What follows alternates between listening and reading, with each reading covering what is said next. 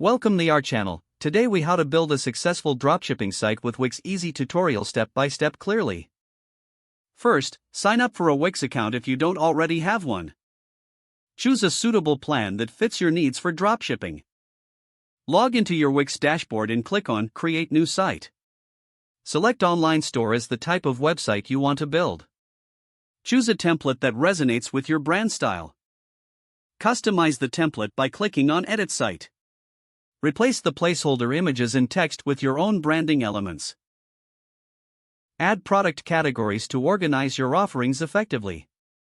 Navigate to the Wix App Market to find dropshipping tools. Search for dropshipping apps like Modelist or Spocket. Install your chosen dropshipping app by clicking Add to Site.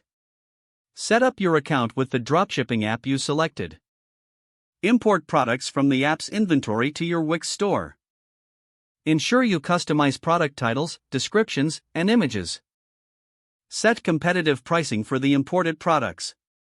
Create a shipping policy that clearly outlines your shipping options. Customize your store's checkout process for a smooth customer experience. Add payment options like PayPal, Stripe, or credit card processing.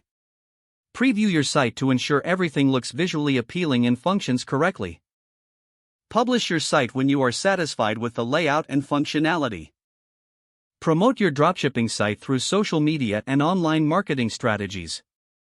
Monitor your site's performance and make adjustments as needed. If the page does not load, refresh the browser or try again in a private or incognito window. Make sure you are using the correct email address, then retype it carefully to avoid small typos. If your password is not accepted, use the reset option and create a new strong password you can remember. Check your spam folder for verification or security emails, then complete any requested confirmation steps. Enable two-factor authentication if available to improve account security and reduce unauthorized access risk. After signing in, review your profile details so your contact information and settings are accurate and current. If you see an error message, note it down and try again after restarting your device and internet connection. Log out when you finish, especially on shared devices, to keep your account and payment information secure.